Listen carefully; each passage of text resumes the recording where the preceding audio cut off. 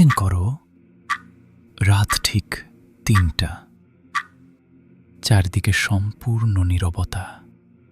হঠাৎ তোমার ঘুম ভাঙল একটা শব্দে, টুপ টুপ টুপ। মনে হচ্ছে কেউ ধীরে ধীরে তোমার রুমের দিকে হাঁটছে। আর ঠিক তখনই বেসমেন্ট থেকে ভেসে এলো একটা ফিস ফিস আওয়াজ। Get out! Get out!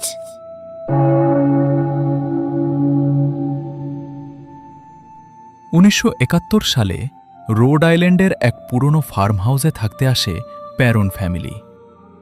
বাড়িটা বাইরে থেকে একদম শান্ত দেখাতো। বড় মাঠ, পুরনো কাঠের দেয়াল, নির্জন পরিবেশ।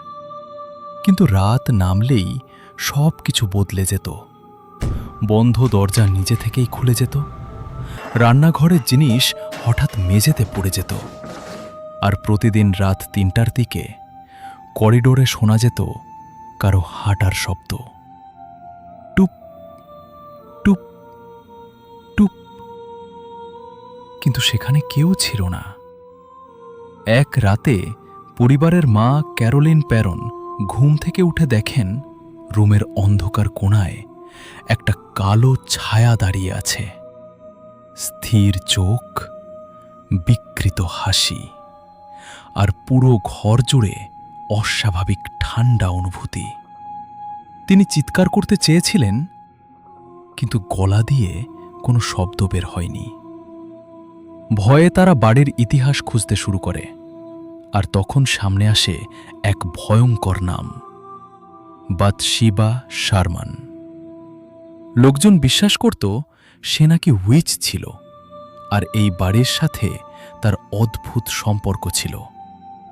এরপর থেকেই বাড়ির ভেতরের ঘটনা আরও ভয়ঙ্কর হয়ে ওঠে। মাঝরাতে বাচ্চাদের কান্না, বিছানার নিচ থেকে ফিস ফিস শব্দ, আর বেসমেন্ট থেকে সেই একই কথা, Get out! শেষ পর্যন্ত তারা সাহায্য চায় ফেমাস প্যারানর্মাল ইনভেস্টিগেটরস এড ওয়ারেন এবং লোরেন ওয়ারেনের কাছে। আর এই রিয়েল কেস থেকেই পরে ইন্সপিরেশন নেওয়া হয় দ্য কনজারিং মুভির জন্য।